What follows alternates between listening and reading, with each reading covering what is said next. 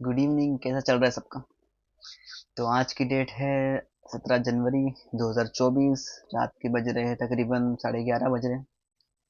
और आज का टॉपिक से भटकेंगे नहीं अपन। ठीक है, ट्राई करेंगे यही। तो आज का वही टॉपिक है, जैसे मुझे कुछ लोगों ने कमेंट किया था कि जीएसटीआर का काम कैसा होता है, आप प्लीज़ ज़रा एक्सप्लेन करो। ऑफिस में जो काम करते हैं वो दिखाओ ज़रा हमको। देखो, ऑफिस का काम दिखाऊंगा मैं, बट ना थोड़ा टाइम लगेगा, क्योंकि ना अभी मैं ऑफिस में किसी को बताया नहीं कि मैं वीडियो रिकॉर्डिंग करता हूँ। सब काम ही वीडियो यूट्यूब चैनल है, किसी को नहीं बताया ऐसा। तो थोड़ा सा अजीब लगता है मुझे ये सब, ऑफिस ऑफिस में सबके सामने रिकॉर्डिंग वो सब करना।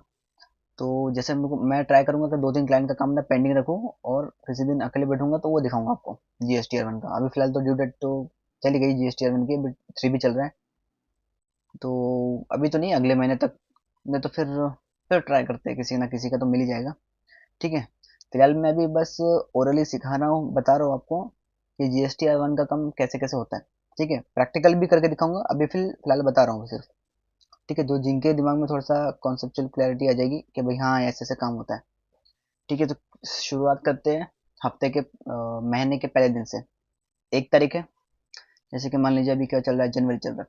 तो 1 जनवरी आ गया, तो 1 जनवरी को हम सारे क्लाइंट्स को मेल करते हैं। एक मेल ड्राफ्ट करते हैं, सारे क्लाइंट्स का मेल आईडी रहता है हमारे पास। पूरा एक साथ कॉपी करते हैं, उसी में पेस्ट कर देते हैं। सारे क्लाइंट्स सेलेक्ट हो गए। उसके बाद उसमें टाइटल डालते हैं कि data requirement for G S T R 1, GST data requirement, ऐसा मेल डालते हैं।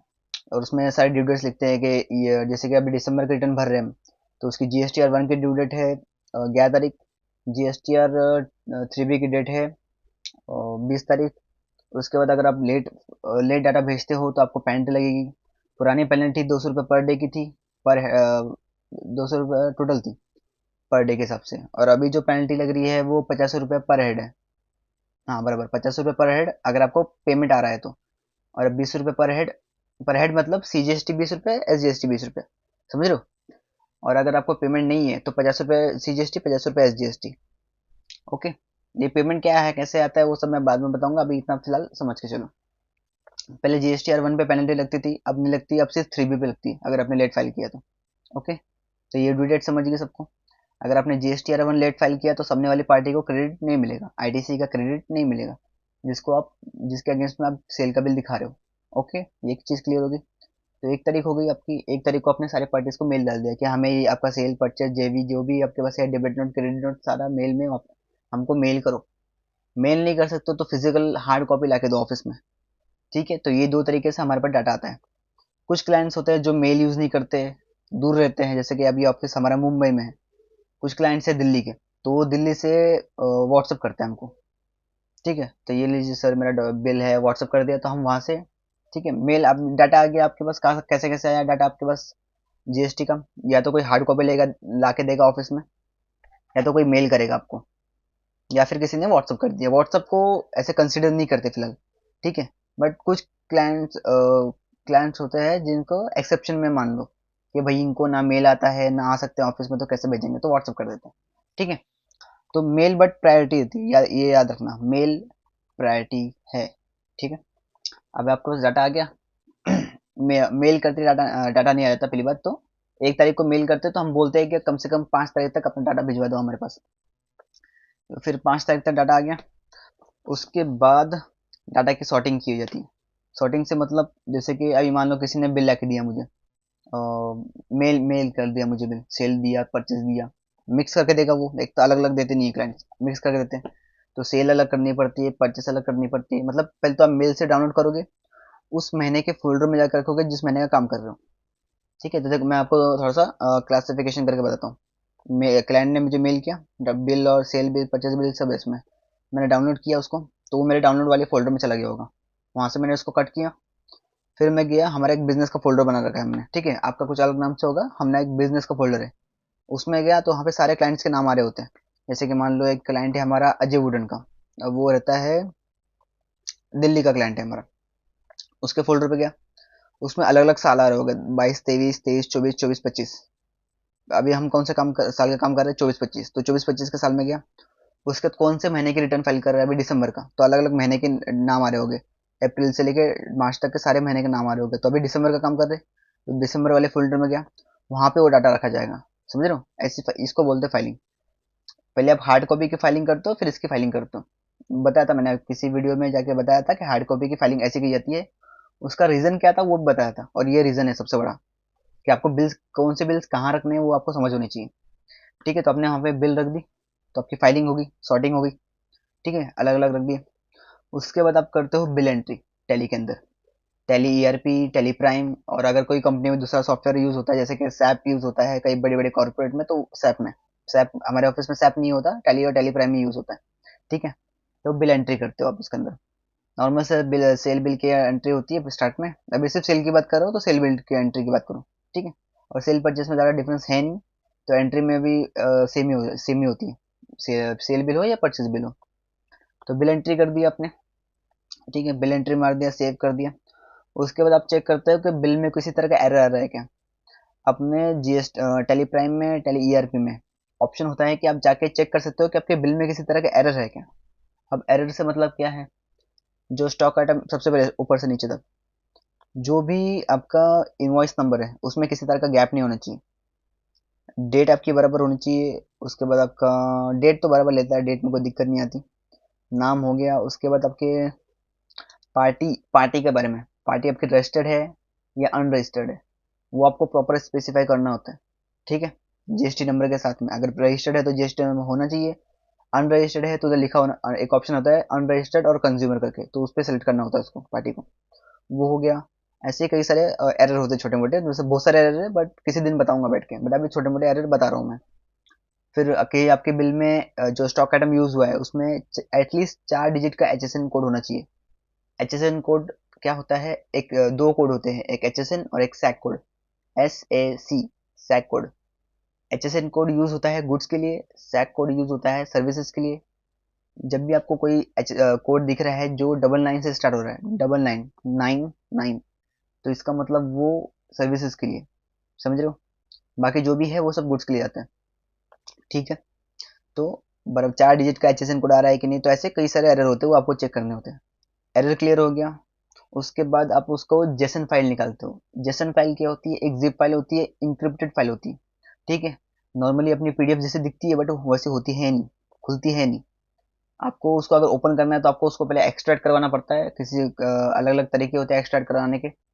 आप उसको एक्सट्रैक्ट करवाओगे एक्सेल में या पीडीएफ में, तब जाके आप उसको देख सकते हो, वैसे देख नहीं सकते। एक कंप्रेस फाइल होती है। ठीक है, एक कंप्रेस फाइल है, जैसे कि अपने फोन में ऑप्शन होता है ना कंप्रेस करने का फाइल को, वैसा बहुत सारा डाटा होता है कंप्रेस फाइल में। और वो फाइल फिर अपने को जीएसटी पोर्टल पे जाके अपलोड करनी होती है। वहाँ पे जैसे जीएसटी, किसी भी क्लाइंट का जीएसटी लॉगिन करोगे, वहाँ पे आपको भी सेम साल सेलेक्ट करना है, कौन से महीने, साल ऑलरेडी दिया होता है उसमें ज़्यादातर। क्वार्टर सेलेक्ट करना है, कौन से मंथ का रिटर्न फाइल कर रहे हो वो सेलेक्ट करना है, और फिर उस महीने में जाके जीएसटी आर वन का एक बॉक्स, अलग अलग बॉक्स दिए होते हैं हर एक चीज़ के।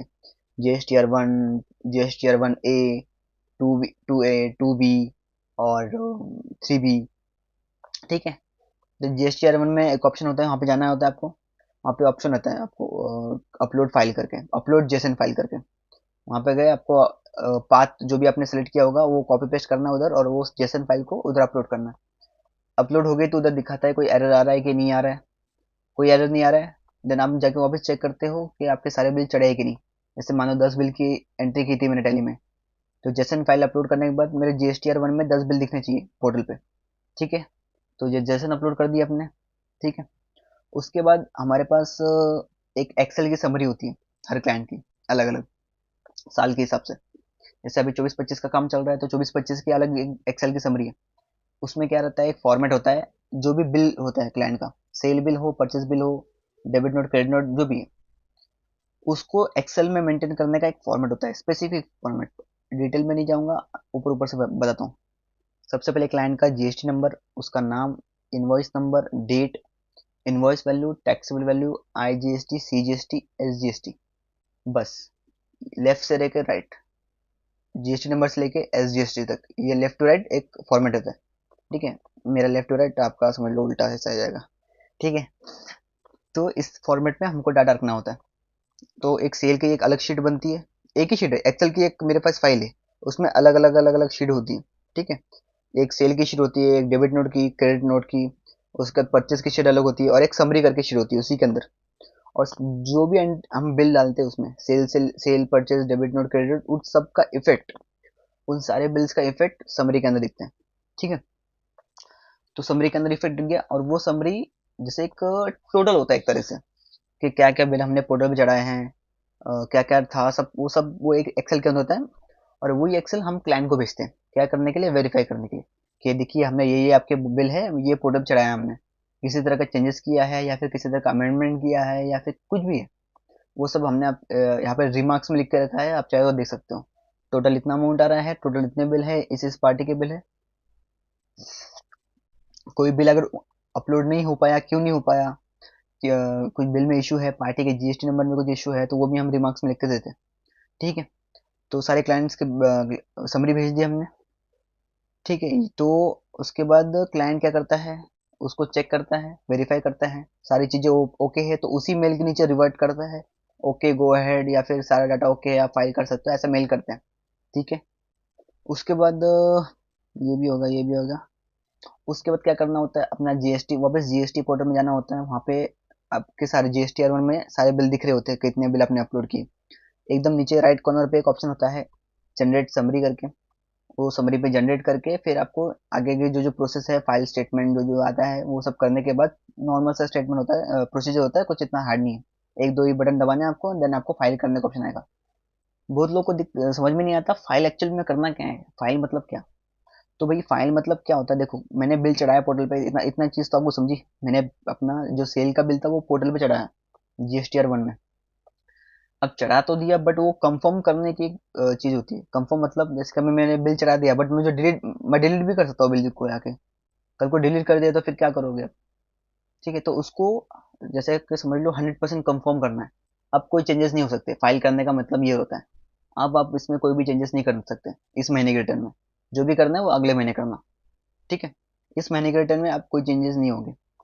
तो जैसे मैंने बिल चढ़ा दिया, अब जैसे आप नीचे बताया ना जनरेट समरी करके, आप नीचे नीचे एक दो बटन दबा के और आगे आगे पेज पे आते हो। वहाँ पे आपको ऑप्शन दिखेगा कि ऑथराइज पर्सन कौन है, आपको सेलेक्ट करना होता है। जैसे मान लो एक क्लाइंट है मेरा, अपना नाम ले लेता हूँ, कैफ पठान ऑथराइज पर्सन है, तो आप ऐसे वहाँ पे एक चेक बॉक्स होता है, उसको क्लिक करना होता है।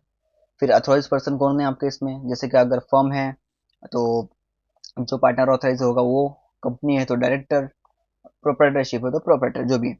तो उसको आपको सेलेक्ट करना है, नाम आ रहा होता है उधर बंदे का, जैसे एक लाइन पे क्लिक करना है, नाम दिखने लगता है जो भी ऑथराइज होगा, उसका नाम सेलेक्ट कर लिया।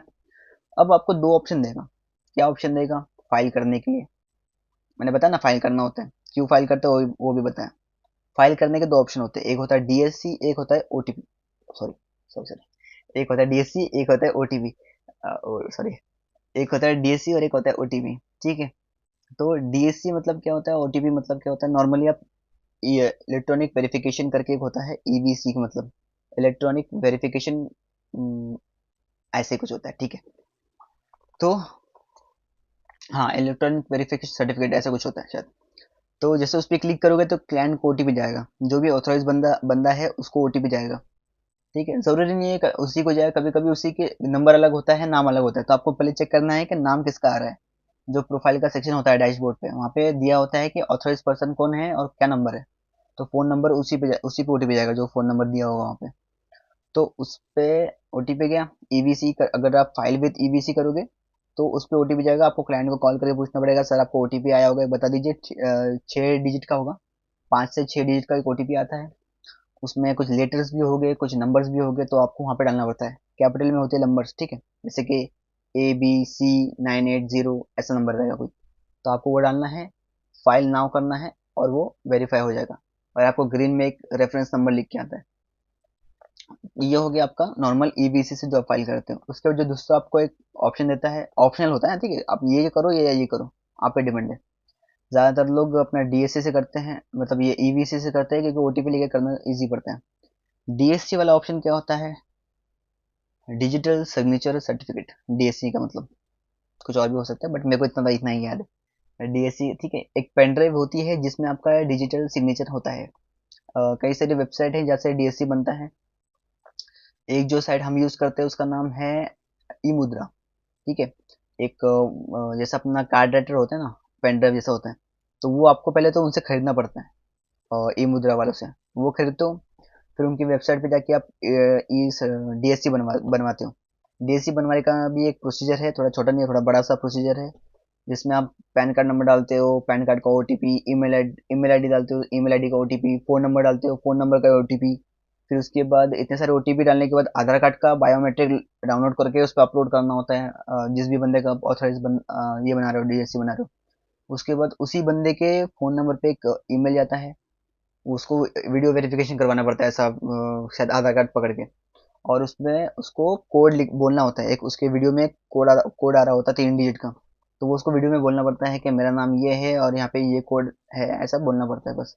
तो उसका वीडियो वेरिफिकेशन खत्म होता है, सब होने के बाद फिर हम उसका जो भी डीएससी क्रिएट होता है, उसको एक पेन ड्राइव में डाउनलोड करते हैं और फिर वहां से साइन कर सकते हैं हम कहीं कहीं पे भी।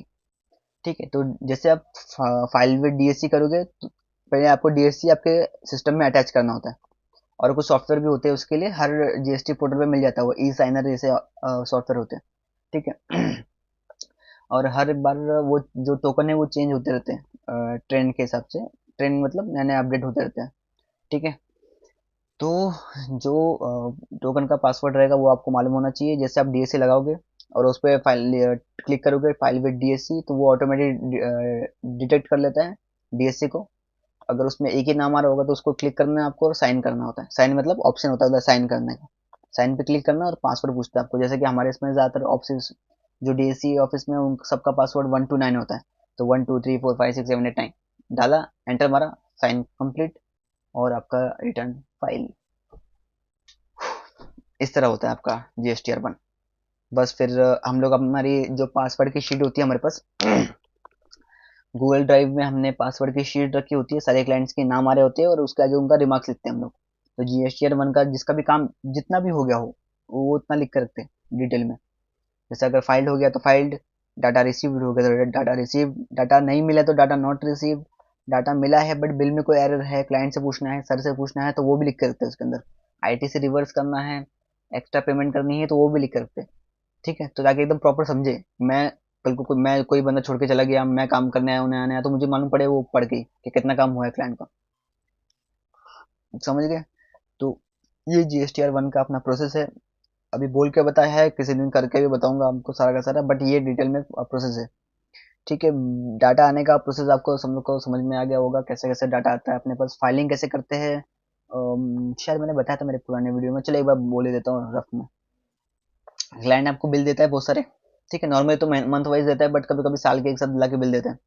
तो अभी आपके पास अलग अलग बिल है, जंबल करके दिए है वो लोग, कभी मिक्स करके देते नहीं, प्रॉपर फाइलिंग नहीं करके देते, आपको जंबल करके देते हैं एकदम। ठीक है। तो आपको सारे बिल्स को, जैसे एक ही साल के मान के चलो, 23 24 नहीं 24 25 का, 24 25 के बिल दे दिए आपको। अब वो पूरा जंबल है, अप्रैल आ रहा है, फिर सीधा जुलाई आ रहा है, फिर उसका ये आ रहा है, फिर ऊपर डेट भी ऊपर नीचे आ रही है, तो आपको पूरा एकदम पहले तो मंथ वाइज अलग करना है। जैसे अप्रैल मई जून जुलाई अगस्त अलग कर दिया, फिर उनको डेट के हिसाब से अरेंज करो। ठीक है, जैसे 1 तारीख, फिर मान लो उसके बाद 10 बिल अलग है, तो 5 तारीख का कोई बिल आ रहा है तो ठीक है 5 तारीख ले लो। फिर 2 6 7 तारीख का आ रहा है तो 6 तारीख पहले रहेगा, फिर 7 तारीख रहेगा, फिर ऐसा करते करते डेट वाइज जाओगे। मान लो एक ही डेट पे 2 बिल बने, तो तो उनमें से आप फिर इनवॉइस नंबर देखोगे।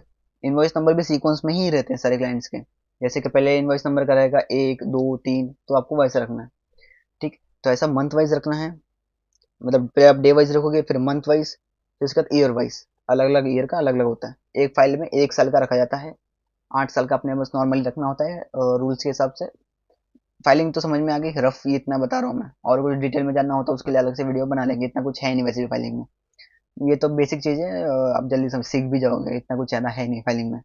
फाइलिंग में इंपॉर्टेंस ये है कि फाइलिंग करने का रीज़न मैंने आपको ऑलरेडी बताया है, किस तरह से आपको कौन सा डॉक्यूमेंट कहाँ रखना है ये। जैसे मैंने बताया ना, डाटा आता है तो कैसे रखते हैं हम लोग, क्लाइंट बिजनेस फाइल। तो हमारी बिजनेस क्लाइंट, हमारे ऑफिस में जो फोल्डर है उसका नाम बिजनेस है।